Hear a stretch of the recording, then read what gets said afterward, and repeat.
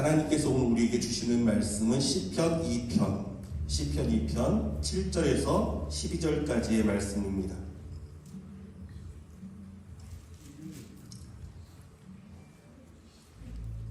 시편 2편 7절에서 12절 말씀.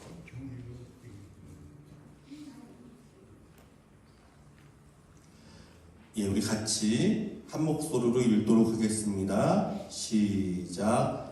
내가 여호와의 명령을 전하노라. 여호와께서 내게 이르시되 너는 내 아들이라. 오늘 내가 너를 낳았도다. 내게 구하라. 내가 이방 나라를 내 유업으로 주리니 내 소유가 땅끝까지 이르리로다. 내가 철장으로 그들을 깨트리며 질그릇같이 부수리라 하시도다. 그런즉 군왕들아 너희는 지혜를 얻으며 세상의 재판관들아 너희는 교훈을 받을지어다. 여호와를 경외함으로 섬기고 떨며 즐거워할지어다.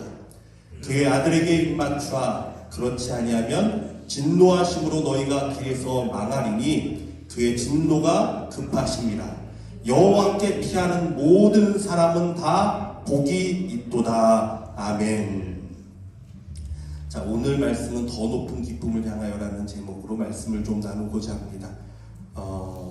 특별히 오늘 사실 말씀은요, 우리 인도자들은 알 거예요. 지난주 이제 제가 말씀을 미리 준비해서 수요일 날 우리 나눔할 거를 이제 우리 인도자들 모아놓고 먼저 나눕니다. 그리고 그걸 좀 더 다듬고 또 만들어서 주일 설교로 완성하는데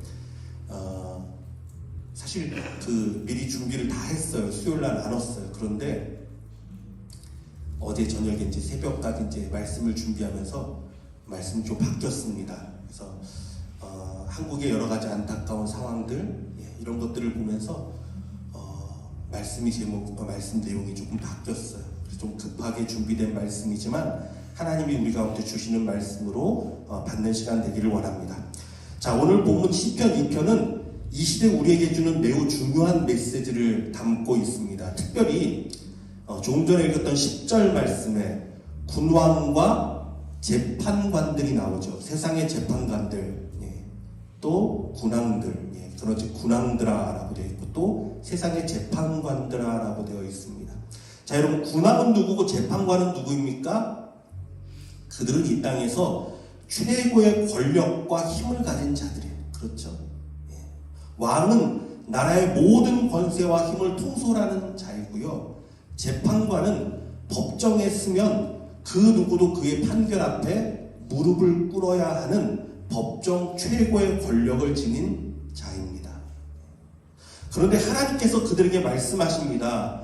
군왕들은 하나님께 지혜를 구해야 한다라고 말하고 재판관들도 하나님께 교훈을 얻어야 한다라고 말씀하고 있습니다.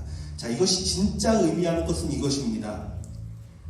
여러분, 세상의 왕보다 더 높은 통치자가 계심을 믿으시기 바랍니다. 더 높은 분이 계세요. 그분이 통치하십니다. 세상의 판사보다 더 높은 판결을 내리는 전능자가 계시다라는 사실이에요. 전능자가 계십니다. 그들이 전부가 아니죠.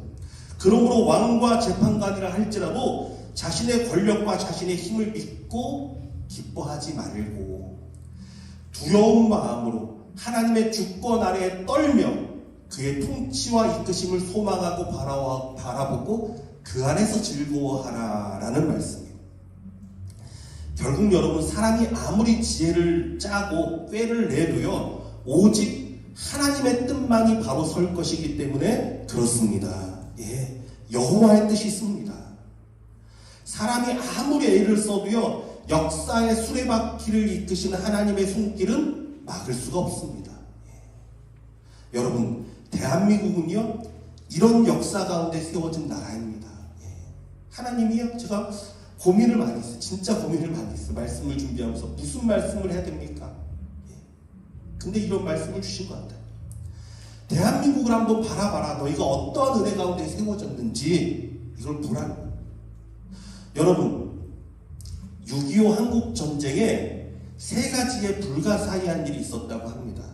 정말 일어날 수 없는 일이 일어났습니다. 그 첫 번째는 유엔 안보리 이사회에 소련이 불참했던 일입니다. 여러분도 잘 아시잖아요. 우리가 잘 알듯이 전쟁을 일으켰던 북한의 배후에는 소련이 있었습니다. 예, 또 중국의 마오쩌둥이 있었죠. 그들의 지시와 그리고 무기가 또 물자 지원이 있었단 말이에요. 그래서 무기 우리나라를 쳐들어올 수 있었어요. 예. 김일성은요 소련에서 군 생활했습니다. 그래서 이 북한 땅에 처음 들어갈 때도요 소련 계급장을 달고 들어갔어요. 대위. 예. 소련을 등에 업고 북한의 최고 지도자가 됐습니다. 사실상 남북 전쟁의 가장 큰 배후가 소련이죠, 사실은요. 밝혀진 것으로도요, 1948년 북한과 소련이 맺었던 군사 비밀 협정이 있었어요. 예, 나중에 나타났습니다. 그것에 따라서 남침에 필요한 무기를 공급받았다는 사실이 다 드러났어요. 예. 그런데 전쟁이 시작되고 급히 유엔 안보리가 안전보장이사회가 소집이 이제 있었어요. 모임이 있었습니다. 당시에는 상임위원회가 5나라였습니다. 미국과 소련과 영국과 프랑스와 중국인데 중국은 다행히도 타이완, 그 당시에 타이완이었어요. 예. 그런데 여기에 소련이 참석을 안 할 리가 없습니다. 한 나라라도 반대하잖아요. 그러면 유엔군을 파견할 수 없어요. 당연히 누구도요, 당연히 파견할 수 없다라고 봤어요. 왜? 소련이 당연히 막을 것이다 생각했습니다. 소련 대표가 와서 나는 반대입니다. 한마디만 하면 돼요. 그런데 참 이상한 일이죠. 아무도 예상했지 못한 일이 일어났습니다. 소련이 불참했어요. 그 회의에 오질 않았어요. 여러분, 유엔군이 파병을 안 하면은 한국에 어떤 일이 벌어졌을까요? 밀려오는 소련제 탱크와 수없이 밀려오는 중공군을 어떻게 막습니까, 우리나라가? 불가능한 일입니다. 근데 정말 거짓말처럼 소련이 불참했습니다. 기적이 일어난 거예요, 기적이. 그래서 남은 네 나라가 한국의 유엔군을 파견하기로 꽝꽝꽝 결의를 했습니다. 한 명의 반대도 없이. 왜? 참석하지 않았습니까? 여러분 정말 놀랍지 않습니까? 한반도를 점령하기 위해서 소련이 그렇게 뒤에서 많은 군수물자와 무기를 공급하고 김일성이라는 자기 사람을 심고 전쟁을 일으켰는데 우린 반대입니다. 이 한마디를 못해서 모든 계획이 수포로 돌아갔어요. 정말 놀라운 일 아닙니까, 여러분? 여러분, 그러나 우리는 그 이유를 잘 알고 있습니다. 무엇입니까? 하나님이 하신 일입니다. 할렐루야. 하나님이 하신 거예요. 아무도 생각하지 못한 일, 아무도 계획하지 않은 일. 하나님이 우리나라를 사랑하셔서 유엔군이 우리나라를 돕는 것을 막지 못하도록 그들을 불참시킨 것입니다. 전능하신 하나님이 소련의 스탈린이 생각보다 더 높은 곳에 계셨고 하나님의 지혜가 그들의 간악한 꾀를 무너뜨렸습니다. 할렐루야. 예, 이것이 진실이에요, 여러분. 이러한 기적이 일어났어요. 자, 두 번째 기적이 있었습니다. 북한이 38선 이제 넘어왔죠. 공격하기 시작했죠. 그리고 3일 만에 서울을 탈환했습니다. 그런데 이상한 일이 일어났습니다. 북한이 계속 밀고 내려가면요, 그냥 계속 밀릴 수밖에 없어요. 우리는 정말 군대라고 너무 약했잖아요. 그냥 전차가 밀고 들어오면 그냥 무너질 뿐이었는데 서울을 점령한 다음에 멈춰섰습니다. 3일 동안 아무것도 안 하고 거기 있었어요. 이게 불가사의한 일이라는 거예요. 도대체 왜 그런지 알지를 못한다는 거죠. 그 속도로 남침을 계속했다면 유엔군이 도착하기 전에 한반도는요, 공산당의 집권하에 넘어갔을 것입니다. 남한은 별다른 저항도 못하고 계속 후퇴만 했기 때문이에요. 그런데 이상하게 그들이 서울을 함락한 뒤에 아무것도 안 하고 멈춰섰어요. 이유가 없었어요. 그래서 이것에 대해서 1951년 5월 15일자 미국 정보지에는 뭐라고 기록되어 있냐면, 북한이 낙동강 방어선을 뚫지 못한 데는 서울 점령 뒤 한강 도하를 지체한 것 때문이라는 김일성의 탄식이 있었다라고 기록되어 있어요. 김일성도 탄식했대. 내가 왜 그랬지 그때? 왜 멈춰섰지? 하면 되는데 여러분 그 한순간 김일성이 멈칫하고 머뭇거린 동안 일본에 주둔하던 메가더 사령부가요 한반도를 향했습니다. 놀라운 역사의 반전이 일어났어요. 여러분 이것도 누가 하신 거예요? 하나님이 하신 거예요. 일본 일초가 소중한 전쟁에서 이유 없이 반격할 시간을 주는 일이 어떻게 일어납니까? 기적이 일어났습니다. 어떻게? 김일성보다 뛰어나고 전능하신 하나님께서 그 손으로 잠시 그들의 진격을 막아주신 것입니다. 하나님의 은혜, 기적이 일어났어요. 자, 세 번째로 기적이 일어난 것은 이건요 세계 기네스북에도 올랐다고 합니다. 여러분 세계 2차 대전 때 참전국이 몇 나라인 줄 아십니까? 2차 대전 때 참전했던 나라가 다 합쳐서 30여 나라 정도 된다고 해요. 30여 나라.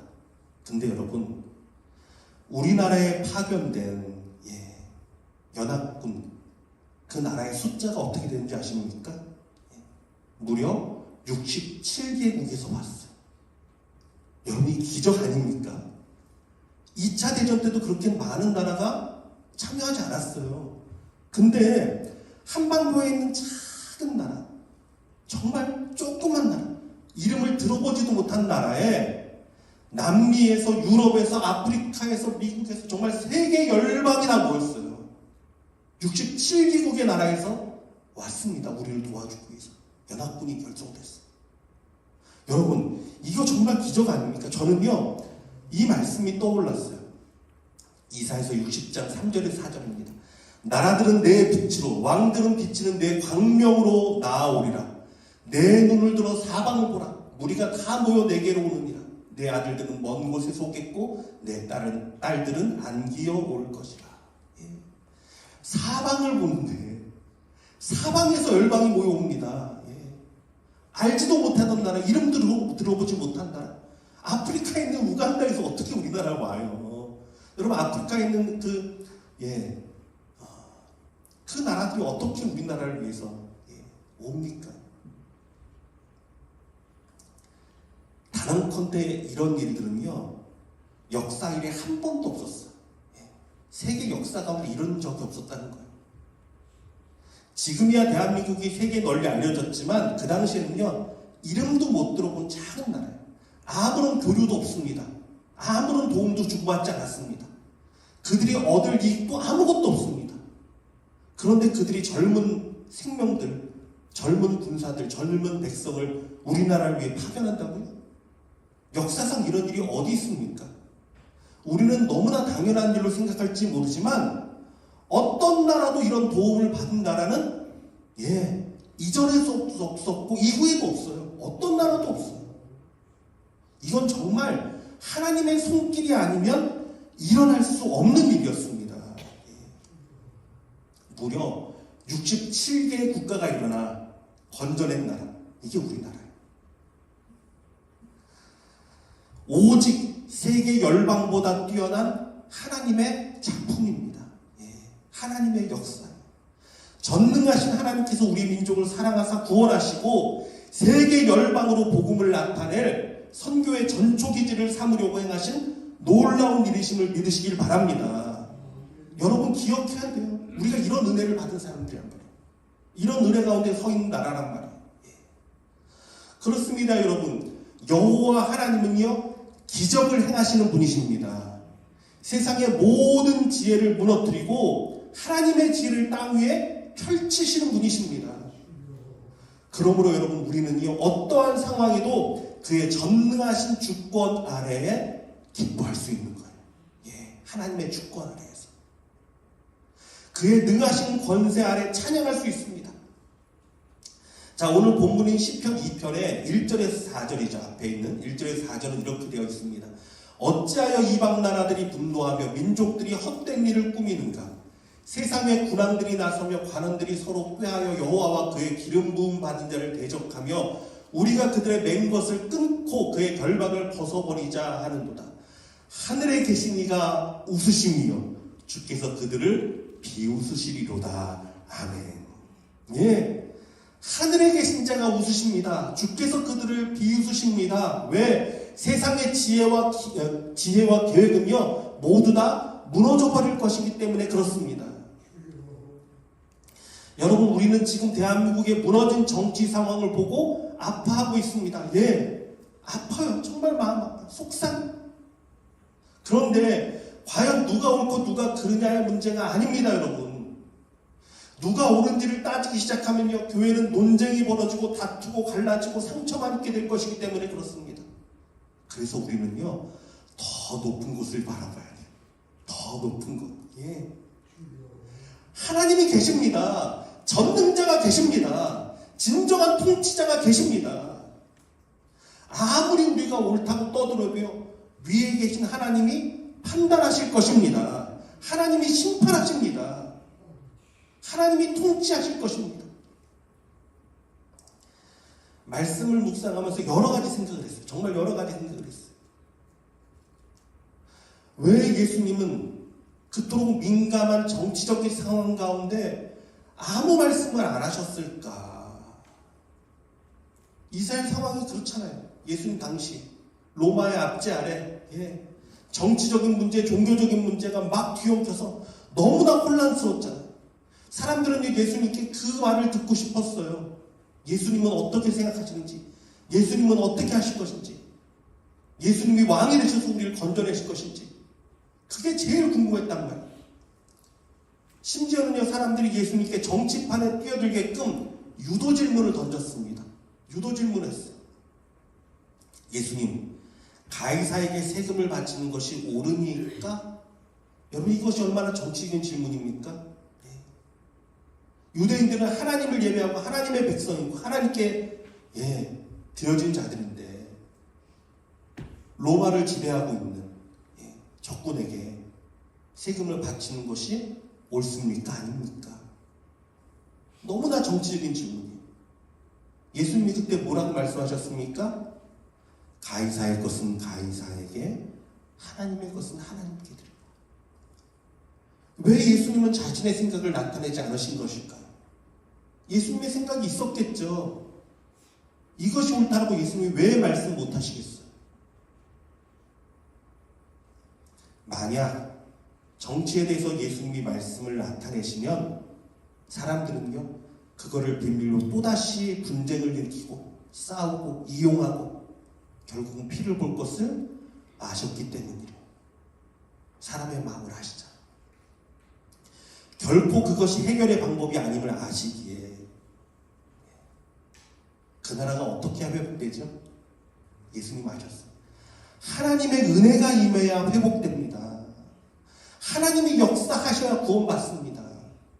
하나님의 전능하신 일이 일어나야 됩니다.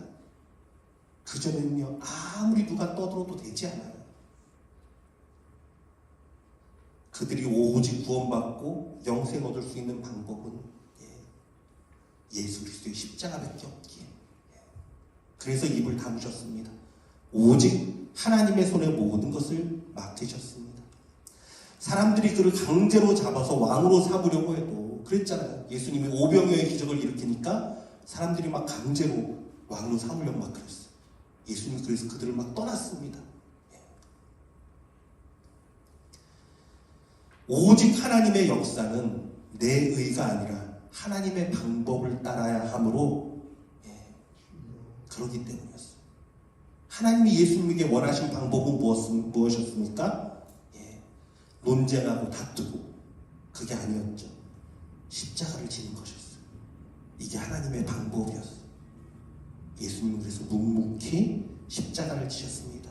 모든 것은 하나님의 손에 맡기고.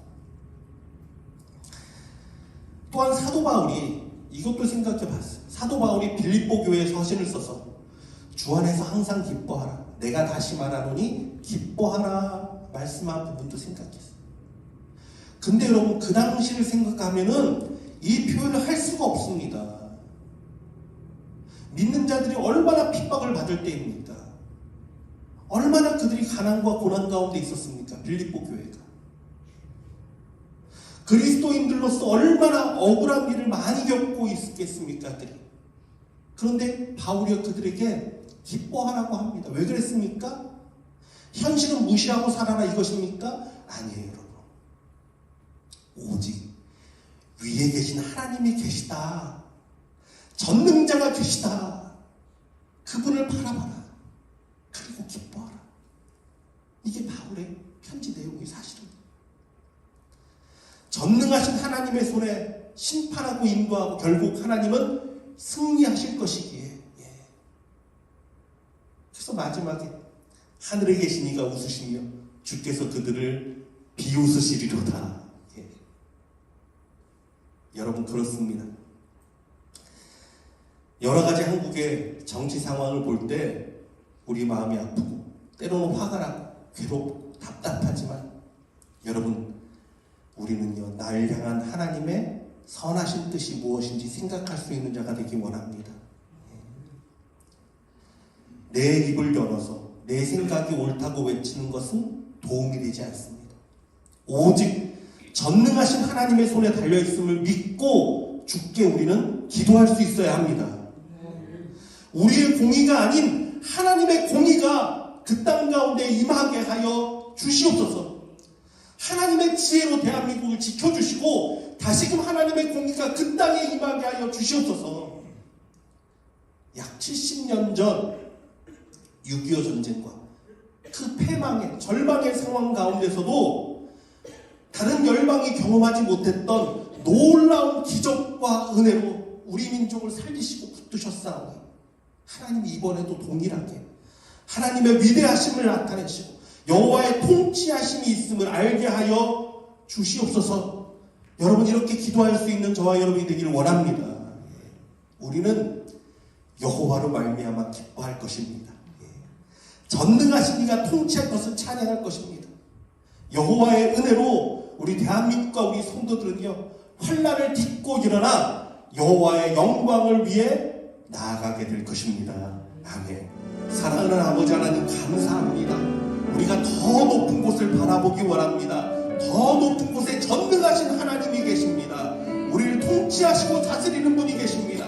하나님의 공의로 인도하시는 분이 계십니다. 이 하나님 앞에서 우리 하나님이 계시기에 우리가 기뻐할 수 있습니다.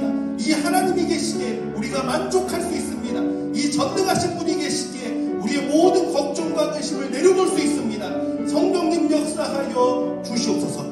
대한민국의 여러 가지 상황 가운데 오직 주님만 아시오니 하나님의 공의와 하나님의 진리가 흐르게 하여 주시고 하나님의 구원이 그 땅 가운데 충만하도록 역사하여 주시옵소서. 우리 각 가정 가운데 여러 가지 아픔의 일들과 힘든 일이 있을지라도 여호와 하나님의 통치, 여호와의 전능하심이 아버지 선한 길로 인도하여 주시고 하나님의 은혜가 흐르는 가정 되도록 성령님이여 역사하여 주시옵소서. 우리가 눈을 들어서 전능하신 하나님을 바라보며 그 하나님으로 인해 기뻐하며 찬양할 수 있는 온전한 우리 성도들 되게 하여 주시옵소서. 지금은 우리 주 예수 그리스도의 은혜와 하나님의 극진하신 사랑과 성령님의 위로감동 역사하시는 충만하신 은혜가 아무도 생각하지 못해도 여호와의 전능하신 방법으로 대한민국을 건져주시고 또한 앞으로도 그렇게 사용하실 하나님을 바라보며 우리의 전능자 앞에서 기뻐하며 하나님의 위대하심을 찬양하기를 원하는 여기 모인 모든 성도들과 우리 선교사님과 이 땅과 열방 가운데 지금부터 영원토록 함께 하시기를 축원하옵나이다.